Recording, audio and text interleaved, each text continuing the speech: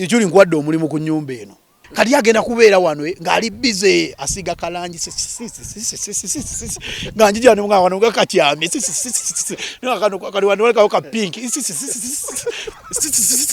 Yiino jango osige kalangi ku maka gange Yiino ove mu kubeera eyo ovuma abantu n'abantu bajjafuna ku mirembe nga tabavuma ababize akeera ku site siiga nze lujja omulungi atulaba tuli busaabala mu mbeera ey'okubalaga ennyumba trending ku social media. Behind me enyumba eri mu kwogeza Bannayuganda obwama buli omu akyebuuza ya gravity oba waliwo omunene mu government agiri emabega ani yazise gravity enyumba okupozingirako oba agipostinga ku Facebook page ye.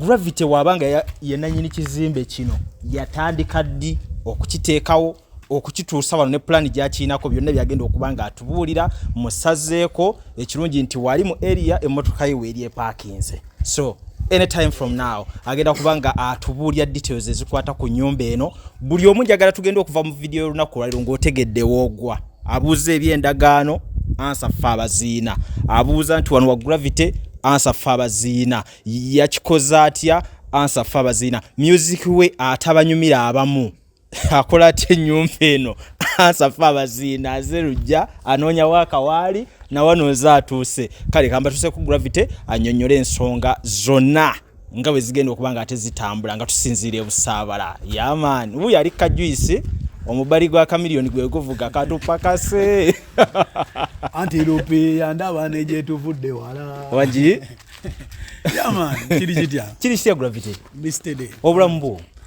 neyagala nga amasanyalaze mangi ku social media. Nasazeewo ngiteekeyo nasazeewo ngiteekeyo ekigendera badde ngiterekedde ebbanga ddene ng'ennuma ebifaananyi byange mbeerawo nembirawako naye nga kambi bateere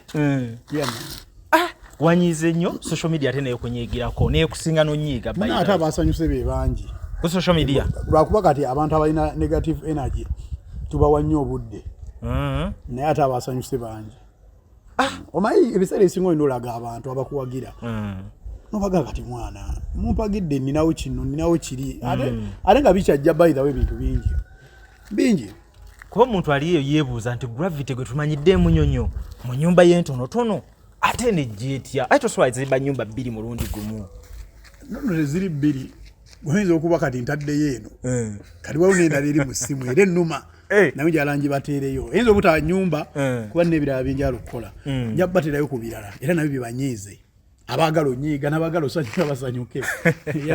Kale engeri kati gyetiri nti ekya trespass tukijjeewo kati teri abanja nti batrespasinze amaka g'omuntu nannyini waago waali emmotoka yo weeri weetuli wano okutrespass nga baagala okiwulira kale katusoke tufune details z'ennyumba eno small time kuba yo nnene ebya ddala tusoke tugituuka ate waggulu gye tugenda okunyumiza ebisinga ku bino.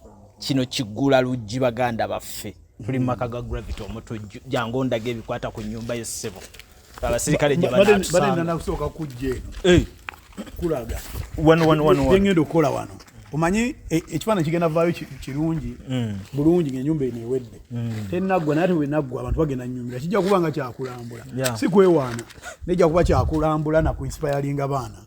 So kati bwali nga olaba omuti nze ngenda gujjawo omuti ogwo wali eri ogenda teekawo ki ewali omuti ngenda teekawo ka swimming pool akatini nga k'abaana k'abakulu n'abakulu n'abaana bonna ng'asobola okuwugira musolo ng'azi omanyi okuwuga ng'omuntu aba ayingira bw'ati amaaso agakuba ku swimming pool awo yamaani. Kati parking ye egenda kubeerawo y'emmotoka wano una parking wano wajjayo emmotoka eziwera 10 wano kuva eri ngenda teekayo ka basketball court ne wano wona emmotoka eparkinga weeri eparkinga kitegeera. So wano wansi twegenda tuteekawo ki ngenda kubawo tulabawo ttaka ngenda kubawo ka peva kali kennyini nga kamasaamana bwe kati so okulowezaamu yeeyo parking yo parking nawe oyagala opakingawo nate nze seetaaga nnyo parking of course sisiiba waka abeewaka bajja okwetaaga eba parking kale eno interest oba yeene ina interest bbiri so oyitaawo osobola oyitawa so kati wano bwe tuyise lwe bayita oluggi lw'emmanju olw'emmanju ate luli eri wetoola eri ne kati eno entrance era ya mu maaso n'eri ya mu maaso erina feesi bbiri nkulaba ali wano booyingi ojja kuba otubulya ne pulaani gye wagijja so wano wetutuuse wano awo era omanyi kati nabakyali banga banywamu abazanya ku lutembo biki enda bateera wano kalinga ka miniba wano waliwo miniba tegeera kaba ozanyira wano ku lutembo miniba wali ogambye waliwo ki eri sitting room miniba kadayi nga kaliwo ebisimpo katuule waawo wano wali ebikyeri nebirija kuba plasita bano bagenda kutandika plasita bajja tandika plasita sitting room ebingi kuteera awo size ki emalayo ekisenge oba ebeera meka oba 10 ku 10 emalayo ekisenge kubanga ejala kubeera ogenda gifuna bufunyi bulaaya of course neera ebintu ebimu kati ebyenira okumaliza ku nnyumba eno bigenda va bulaaya alinga toilets zo twazitiise zigenda tuuka za bulaaya za sensa omala okukola emikolo ye sensi nga butezineka kati kiwedde nenyiga tebanga erongoosa n'omuntu just ya sensa eflashinga just gundi wagwana so tulabye ekiscreen ekyakabi ng'eddiro liwedde biki ebirala awo bitulabamu awo ebyo tujja biraba nyumba ey'ebbeeyi ebintu ebibeera mu ddiro mubimanyi amadinisa ng'eriko mangi eba beetaaga okussa ekitangaala empewo kale nyumba bwetu bwatu beetaaga nafuna esi mu nyumba ogula buguzi nakyo air wano birazimbawo buguzi bwakwalira nga tulaba obwennyanja bubuuka wano ne wali buno gravity ati wamugjawo mukirowooza bulowooza nolanga kisonyumirawo kuba aquarium tusanga everywhere naye kati ogira nolanga aquarium bwoba okazimbe wano kakagiraasi omuntu asikirizibwa nga yakayingira mu ddiiro kitegeera yaman so wano eri miniba wano kadayini katini kini akafumbirako omunda nebweru wali effumbiro lyayo then awo waliwo ekisenge akola ewaka ekisenge kye kiri wano ye tayambuka akuume wansi nasobola okwambuka mu kulongoosa n'okola ebintu ebirala naye mu kusula ekisenge kiryawo then waliwo toilets ez'omunda washrooms ziri awo so mbuulire biki ebigendera mu kisenge kyoyo akola ewaka abantu basabe emirimu nga bukyali teri kibeera tewali nnyo ati aliwo era mbeera mu kitanda kweyagala naye lwakuba muterayo ne ka tv teyeetaaga kujja eno manyi babirako obuzanyi bebaagala bo nga bo kati so omuleka nga asobola okukola buli kyayagala yetuningira yamaani awo nkulabye bulungi twambuke so lino eddiiro nga tulivaamu twambuka nga liwedde tuyinza ligeza ku madiiro nga galiwa ag'abasitanga baani simanyi sinza gamba kuba abantu balina amadiiro so wano mu space eno amadala weegali naye kati eno space eno egenda kubaamu abantu tugenda kuteekawo ziringa zibagala bagala zeetoolole wano weziti nga naye za glasses wano wonna wewati wano wabeere ng'omuntu ali wano asobola okwogera n'ali mu ddiiro asobola okwogera n'ali eno mu bba n'ali mu ffumbiro okitegeera kati eno fulo gye tuzzeemu wano eba y'abaana wano tugenze mu baana tuvudde mu sitting room wansi miniba dining kati tuzze w'abaana wano w'abaana ogambe w'abaana bakolerawo ki basomerawo wano ebitabo eno yonna space balinawo eddiiro lyabwe eritayiriri erya wansi eryo lirina kuba special nga ly'abantu bana bazze okulaba ku gravity bayi munsazeeko bwe muti then wano waabayanga wano waliwo ebisenge bisatu ebisulwamu kiri eri n'oweteeyo n'oyita wano na wano wano we wali ekikyo kino ky'abaana sooka osembeetra wano waliwo ekisenge kiramba abagagga bazimba ennyumba weziti zino ziba kiba kisenge kyabwe kino kisenge ky'abaana g'oyagala kiwa baana gwe tuyagala kwonoona baana kyabaana byonna abaana benaazaala balina okuba n'ekisenge ekinene kiri kiki kirina ka closet kano Kano closet. Just closet. Yeah, unajua ba uchigira ase abana biyagale nga beeraba. Eno nyumba namba. Benye eno Toilet eringanga room namba. Toilet room z'abayimbi abamu. Munansonyi wanahe. Mulole nyumba namba. Ebyaddala. Gira odala ekitanda. Yeah. Unateeka wali TV, tegere entebe n'ateeka wano ne yeeyagala. Naye go zino toilet. Toilet z'abaana. Kitegeera nnene bulungi nnyo omwana akola emikolo n'agamba kyekyo. Okay. Tukyalambula nyumba ya mukulu. Gravity omutujju. N'omugisa mugirambudde tennaggwa naye ate mujja kudda. Ngewedde. Just tulina obbalaga mbu bisoboka. Bisobokera ddala. Ayagala view tujja tuukayo ku kasozi waggulu mulabe bulungi view tubavuga mpola mpola. Gravity yatuyisaamu yatulambuza. Abali ku trespass nyumba yani teri annyonnyola kitali kike. Kino nakyo kisenge. Ali kino kyani? Maybe twamumaze abaana tubamaze. Nakyo baana ennyumba erina okubaamu ebisenge nga bingi. Abaana ogenda zaala bameka? Simanyi nkyazaala. Nkyazaala ate abaana balina okwetaaya. Ndaba bingi.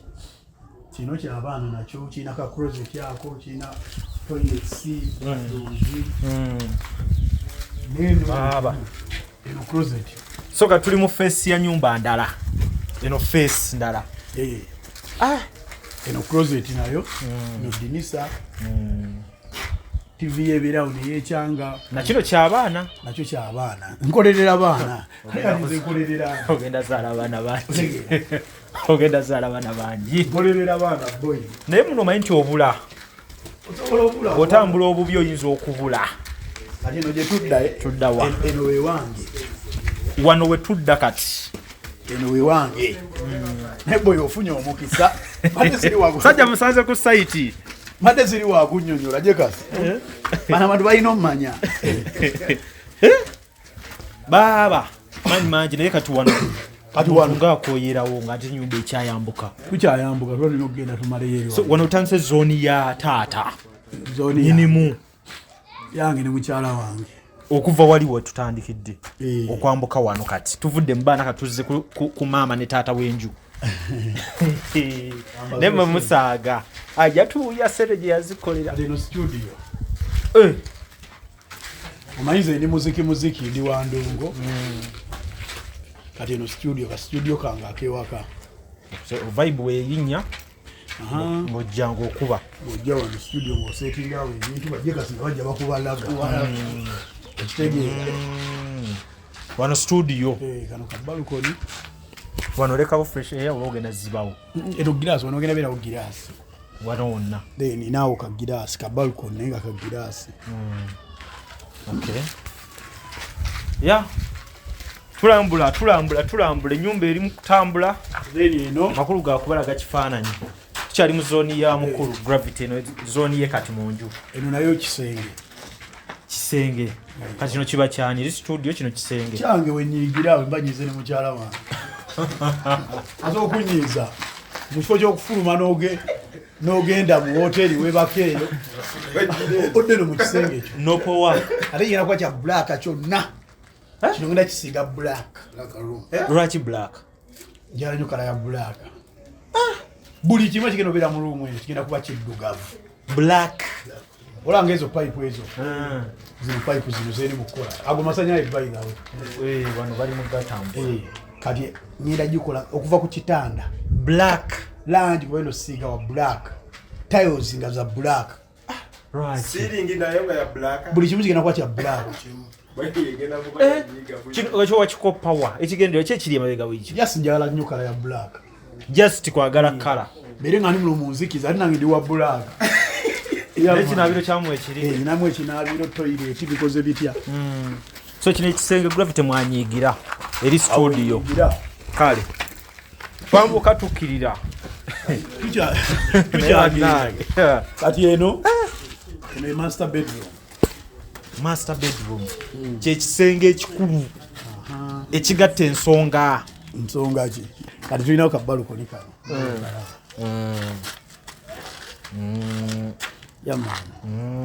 Kati kano bagenda kubikkako oba busigalawo ebyo. Atugenda bikako ne glasses. Glasses. kane kino kigiraasi so kati ebiseera byo ng'oli ku balukoni wano olwoba oli ku ki obeerawo n'opowa era nga yenna omuntu apoye ewaka bw'okyusa bw'otunula ku yeeri wojja ku yeeno katulina n'eno balukoni ogiraba amazzi oba ogalaba fiiti wano eri yennyanja tutandise okufuna view nno kati master bedroom wetu efaananye mu master bedroom ogenda kuteekamu biki wano tusuubire ekitanda kifaanana kitya enda bijja bulaaya ndete ebiranja ekitanda kino 10 by 10 eba 10 by 10 tulina 6 by 6 kalidala nze 10 by 10 nga kinene kimaleyo ekisenge kyonna amuteekeo tv yange nga seetaaga kukkirira wansi yamaani ng'olabira wano closet then ne baba zino toys room number toilet room number kitegeera baba pozi wagambye machines gye ziri wazifunye zigenda bazisensalinga eza toilets zinafunye sensa njakola ebintu byange mpola ekubanja yali ekinuga kyekyo kiveeyo nga kirungi yamaani so tukyabawa details maaso awo tugenda kugenda mu nsonga walize mwagala abamu nti byonna bibalaze naye gravity amagye agajjawa awo tugenda kuba nga tutuukawo mu maaso awo shortly tugenda erateekawo ka fountain kawakae jasinga omuntu ng'olaba n'onyumirwa waliwo otuzi tuyika munda mungi oba eri ebweru wano mu nnyumba wenyininyini wano bwe tulamba waliwo gundi z'amazzi zo bazitaddewo ezireeta amazzi wano yiyaawo eri gano masannyalaze kuba mulina obeeramu obutaala nga wasikiriza kitegeera ng'oli atuuka mu nyumba nagamba ndi mu nyumba ya superstar oyo gravity yakuba endongo n'akolera abaana yamaani ati eno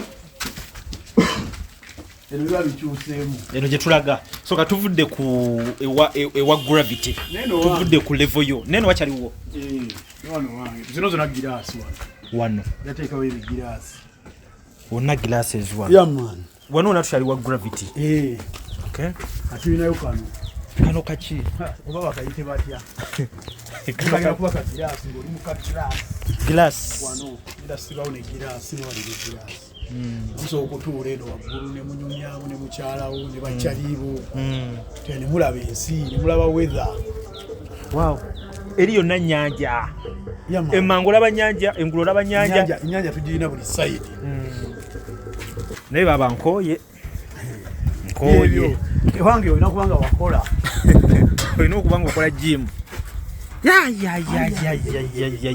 finally tutuuse waggulu ku rooftop ku nyumba ya gravity wewati wewafaanana sooka wakube 360 bajje mu nnyanja eri obazze ku lukalu agenda gikuba 360 sooka ogiba kubaawo abantu babire nga bagifuna bulungi mulabe area ennyumba mweyimiridde ati omusajja asigadde tubuulira wanaakolerawo ki we tusembedde pulaani zagenda okufuula wagenda faanana watya then n'ebirala tugattira awo amannya gange nze Nsuuga Mustafa nkola ne Alihira Holdings kakati nannyini nnyumba eno yeesiimye nnyo lwa nsonga nti eno biodigester era emigaso gyayo egigirimu gyagenda okufuna ekisooka tagenda keera lunaku agambe nti bannange septic yajjudde nti nno ajja aleeta ekimotoka ate kimuggyako ssente ng'olwedde yagizimba so biodigester tegenda keera ku makya nti ejjudde so nawe nkikyo ogwo mugaso gwe gusinga kubanga eri gundi yaffe twagikolanga naye ate era still ng'ejja n'ekulya lwa nsonga nti ebeera etuuka n'ejjula so etuuka ng'esigala ekulya wadde ng'ate wagiteekamu ssente yo nnyingi ekyokulala nti beauty ye egenda vaayo eya compound nti nno pavers zigenda kuva eri engulu yonna gye mulengera paka eno amazzi era gagenda draininga gano ag'enkuba nga gagenda mu kaala akali ebbali awo nti nno beauty y'olujja egenda vaayo bulungi nnyo newe njagala simbawo muddo kisoboka n'oba oyagala simbawo muddo ogwo kubanga kati singa owa kamera waffe akulaga nti nno system ogira nti eri wansi fuuti 2 kweno level kwe tuyimiridde wansi fuuti nga 2 so omuddo kakube gulina emirandira gitya guba gujja mmera yes bannange tetukolera bagagga bokka ate era tetukolera tetusijja bayita baavu omuntu wa wansi omufuna mpola ffenna gye tuggwa nange ndi mufuna mpola so sikolera bantu sina kika kye ngamba mbuno nno nkolera baneeno wabula buli omu era buli omu nga bwozze bwe tukola ki bwe tukwata kati Alihira Holdings Uganda Limited tusangibwa Kamoocha Prince Charles Drive plot 45 Kamoocha we wali offices zaffe tuyina namba z'amasimu esooka ya Airtel 07017669992 neya MTN 0789224230 abasinga batumanyira mu biodigester kuba bwe tuvudde nnyo mu kamera naye nga baklanti baffe abapya n'abakadde bagenze bakitegeera nti no ne general construction yenna mwetuli